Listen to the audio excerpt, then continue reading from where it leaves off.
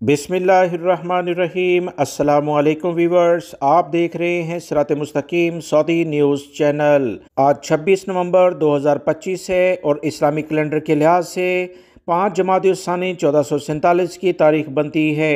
आज की अहम तरीन ख़बरों में पाकिस्तान, इंडिया, बांग्लादेश और दीगर ममालिक के साथ साथ अफ़गानिस्तान से बहुत अहम मालूमात आई हैं। इसके साथ साथ सऊदी अरब, दीगर खलीजी ममालिक से मुतल्लिका नए कवानीन क्या जारी हुए हैं, वो तफसीलात आपसे शेयर की जाएंगी। वीडियो मुकम्मल देखिएगा, लाइक करके दोस्तों से ज़्यादा शेयर भी कीजिएगा।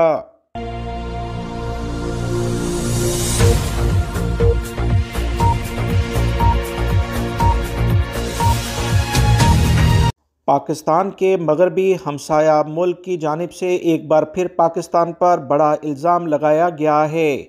वीवर्स, ये वो तमाम सूरत हाल है जिससे पिछले दिनों पाकिस्तान और अफ़गानिस्तान के दरमियान शदीद किस्म के हालात कशीदा रहे हैं। अफ़गानिस्तान का पाकिस्तान पर एक बड़ा इल्ज़ाम सामने आया है। अफ़गानिस्तान का कहना है कि पाकिस्तान ने फ़िज़ाई हदूद की खिलाफ वर्जी करते हुए हमला किया है, जिसके नतीजे में 10 ख़वातीन और बच्चे जाँ बहक हुए हैं। अफ़गानिस्तान में तालिबान की अबूरी हुकूमत ने पाकिस्तान पर पक्तिया, खोस्त और कुन्नड़ में फ़िज़ाई हमलों का संगीन इल्ज़ाम लगाया है। तालिबान तर्जुमान ज़बीउल्लाह मुजाहिद के मुताबिक ये हमले न सिर्फ अफ़गानिस्तान की खुद मुख्तारी की खुली खिलाफ वर्जी हैं, बल्कि आलमी कवानीन के मुनाफी भी हैं। तालिबान ने दावा किया है कि खोस्त में एक घर पर बमबारी के नतीजे में 10 बच्चे और ख़वातीन जान बहक हुए, जबकि कुन्नड़ और पक्तिया में 4 अफराद ज़ख्मी हुए हैं। उन्होंने इल्ज़ाम लगाते हुए कहा कि पाकिस्तान गलत मालूमात पर अफ़गानिस्तान के मुख्तलिफ इलाकों में हमला कर रहा है, जिससे बच्चे यानी सिविलियन आबादी को निशाना बनाया जा रहा है। वीवर्स, ये तो वो बातें हैं जो कि तालिबान तर्जुमान की जानिब से की गई। पाकिस्तान ने इन तमाम चीज़ों को प्रोपेगेंडा करार दिया है। पाकिस्तान ने कहा है कि हमें किसी भी सूरत में अवाम पर हमले करने की कोई ज़रूरत नहीं। हमारे टारगेटेड मखसूस होते हैं। जब इंडिया के साथ हमारा मुकाबला हुआ था तो उस वक्त भी हमने शदीद जंग की कंडीशन में भी अवाम को नुकसान नहीं पहुंचाया, सिर्फ फौजी जगहों को टारगेट किया। अफ़गानिस्तान के पास कोई सबूत नहीं कि पाकिस्तान ने यह हमला किया है, लिहाजा ये तमाम बातें मनगढ़ंत हैं। अफ़गानिस्तान के तर्जुमान ने मज़ीद कहा है कि अफ़गानिस्तान अपनी सरजमीन और कौम का दिफा शरई हक समझता है और मुनासिब वक्त पर जवाब ज़रूर दिया जाएगा। ये बयान दोनों ममालिक के दरमियान बढ़ती हुई कशीदा माहौल को मज़ीद गर्म कर रहा है। दूसरी अहम डेवलपमेंट के मुताबिक अफ़गानिस्तान इंडिया में सरमायाकारी को 5 साल की टैक्स छूट की पेशकश कर रहा है, ताकि पाकिस्तान से तजारती ताल्लुकात ख़त्म करके इंडिया से तजारती ताल्लुकात साजगार बनाए जाएँ। पाकिस्तान पर इल्ज़ाम तराशी के चंद घंटों बाद तालिबान हुकूमत के वज़ीर तिजारत नूरुद्दीन अजीज़ी, जो इंडिया में अहम दौरे पर हैं, दिल्ली में बड़े मुआशी ऐलानात कर रहे हैं।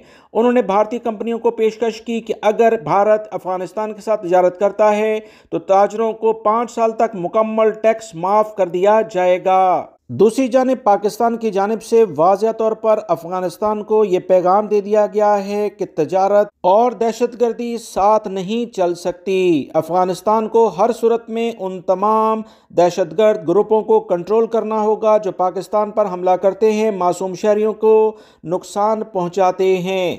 पाकिस्तान किसी सूरत में अफ़गान शहरियों के खिलाफ कोई कार्रवाई नहीं करना चाहता और ना ही करेगा।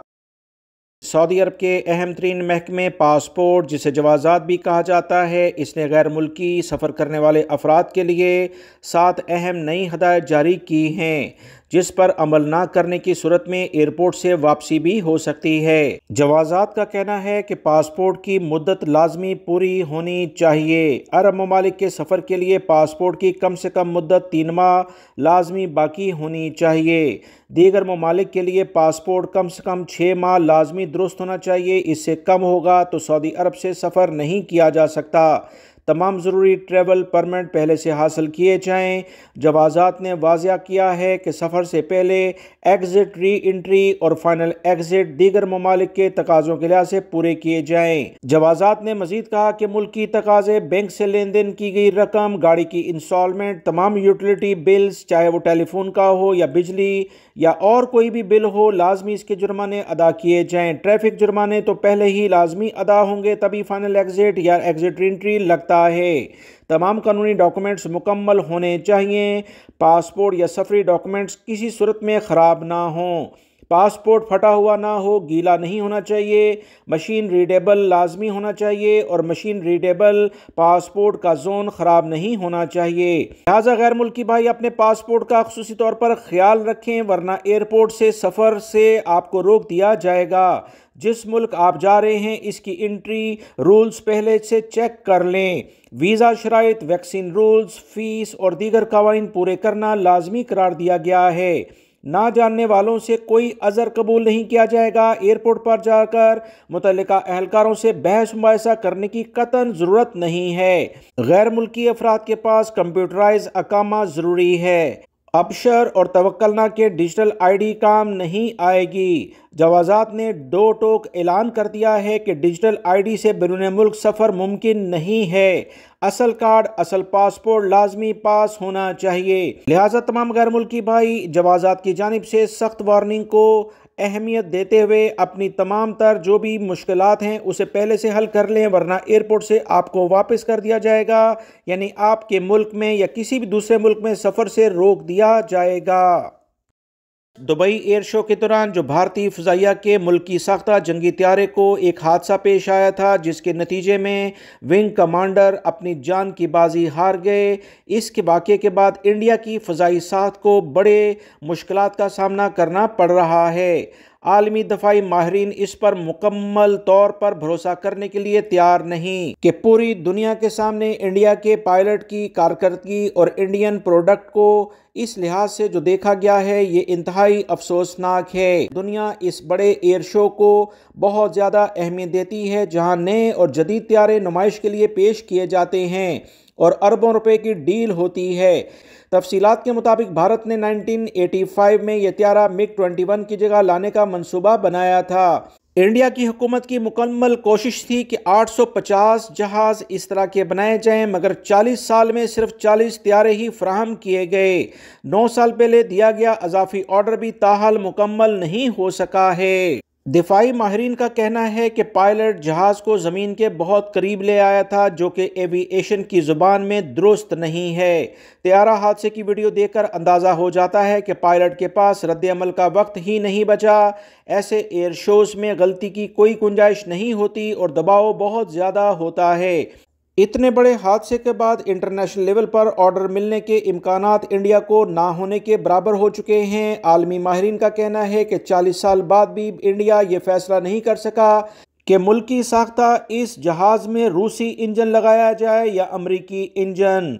भारत का पहला मुल्की साख्ता लड़ाका त्यारा था जिसे हिंदुस्तान एयरोनॉटिकल लिमिटेड HAL ने तैयार किया है, लेकिन इसका इंजन अमेरिका की जनरल इलेक्ट्रिक कंपनी का होता है और रडार इसराइल का। वीवर, चूंकि भारतीय फ़ज़ाइया ने मिग-21 के त्यारों की बड़ी खेप को रिटायर्ड कर दिया है, इसलिए वो इस वक्त इसी खुद साख्ता त्यारे पर शदीद इन्हिसार कर रही है। भारतीय फ़ज़ाइया ने अभी तक हादसे की वजह ज़ाहिर करने से गुरेज किया है, जबकि इंटरनेशनल माहिरीन तरह तरह की बातें कर रहे हैं।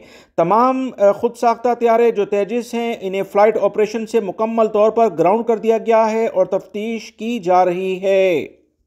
सऊदी वज़ारत अफरादी क़ुव्वत ने सरकारी और प्राइवेट इदारों के मुलाजमीन के लिए ड्रेस कोड की पाबंदी पर जोर देते हुए नए कवानीन मुतारफ़ कराए हैं। मुनासिब लिबास की पाबंदी का इतलाक़ गैर मुनाफा बख्श शोबों के मुलाजमीन पर भी होगा। लिबास के हवाले से मर्द कारकुनों के लिए कौमी लिबास की तजवीज़ है, जबकि ख़वातीन को हदायत की गई है कि वो बावकार लिबास इख्तियार करें जो बारीक और चुस्त नहीं होना चाहिए। ज़वाबित में इस बात पर भी जोर दिया गया है कि कारकुन और अहलकार इस्लामी तालीमात और ममलकत की तहजीबी और सकाफ़त को हर सूरत में मद्देनज़र रखते हुए दौरान ड्यूटी बेहतरीन इखलाक का मुजाहरा करें और दूसरों के हकूक़ का ख्याल रखें। मुलाजमीन और कारकुनान के लिए ज़रूरी होगा कि वह अपने फ़राइज़ की अंजामदही के दौरान या किसी तकरीब या मीडिया के प्रोग्राम में शिरकत पर ऐसे तर्ज अमल से गुरेज करें जिससे मजहबी रुझानात मजरूह हों।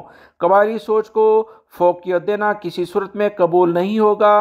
कारकुनों के लिए ये भी लाजिम है कि वो जिस्मानी और लिबास की सफाई का खास ख्याल रखें और ऐसी अशिया के इस्तेमाल से गुरेज करें जिससे सियासी या फिक्री सोच उजागर होती हो। सऊदी वजारत ने मजीद कहा कि सऊदी कारकुनों के लिए ज़रूरी होगा कि वो काम के दौरान या किसी तकरीब या मीडिया प्रोग्राम में शिरकत के दौरान मुकम्मल कौमी लिबास पहने, जबकि गैर मुल्की कारकुन अच्छा सूट पहने। ऐसी तरह सऊदी खवातीन कारकुनों के लिए भी यही पाबंदी लगाई गई है कि वो किसी तकरीब में शिरकत के दौरान मुकम्मल और बावकार लिबास इस्तेमाल करें। निजी और गैर मुनाफा शोबों में कानून की खिलाफ वर्जी पर ऐसे मुलाजमीन को जवाबदेह ठहराया जाएगा और लाजमी इससे तहकीकात की जाएंगी, जो लेबर कवानीन के तहत जुर्माना आयद भी किया जा सकता है। सऊदी अरब में रोज़ बरोज़ मुख्तलिफ पेशाजात के लिहाज से सऊदीज़ेशन के एलामिये सामने आ रहे हैं। ताज़ा तरीन इतलात के मुताबिक सऊदी वजारत अफरादी क़ुव्वत ने वजारत बल्दियात और रिहाइश के ताउन से सऊदी अरब में रिहायशी सुपरवाइज़र के पेशे की सऊदीज़ेशन का बाज़ाब्ता ऐलान कर दिया है। लिहाजा वो तमाम बड़ी कंपनियां या बड़े प्रोजेक्ट्स जहां पर मुश्तरका रिहाइश का सेटअप चलता है, वहां पर अब जो भी सुपरवाइज़र्स होंगे वो सऊदी शहरी ही रखे जाएंगे। नए फैसले के तहत सऊदी रिहायशी सुपरवाइज़र की कम से कम तनख्वाह 5,000 रियाल मुकर्रर की जाएगी। अगर कोई इदारा सऊदी मुलाजिम को इस हद से कम तनख्वाह देता है तो इसे सऊदीज़ेशन का हिस्सा तस्वर नहीं किया जाएगा और तनख्वाह में कमी को बराह रास्त खिलाफ वर्जी शुमार किया जाएगा। ये फैसला इन तमाम इदारों पर लागू होगा जो 20 या इससे ज़ायद अफराद के लिए रिहाइश फ्राहम करते हैं, जैसे रिहायशी कम्प्लेक्स, मोबाइल घर्स, फ्लैट्स और रिहायशी इमारतें। ताहम इदारों को लाजमी है कि वो सेहत, हिफाजत और टेक्निकली मामलात की मुकम्मल पाबंदी करें, जैसा कि वजारत बल्दिया और रिहाइश की गाइडलाइन में बयान किया जाता है। सऊदी वजारत ने इदारों को एक मोहलत फराहम की थी ताकि वो मुकर्ररा सऊदीज़ेशन तनासब पर पूरा उतर सकें। मोहलत के बाद खिलाफ वर्जी की सूरत में जुर्माने और कानूनी कार्रवाइयाँ शुरू की जाएंगी। सऊदीज़ेशन के लिहाज से जो भी इकदामात हैं, अगर कोई भी इदारा उस पर अमल नहीं करेगा या ऐसे गैर मुल्की अफराद को जॉब टाइटल चेंज करके वहाँ रखेगा तो इस पर सख्त कार्रवाई की जाएगी। अगर कोई इदारा मुकर्ररा शरह पूरी नहीं करेगा या रिहायशी सुपरवाइज़र का काम किसी गैर मुल्की से दूसरे ओहदे के नाम पर लेगा, इसके खिलाफ भरपूर जुर्माने आयद किए जाएंगे।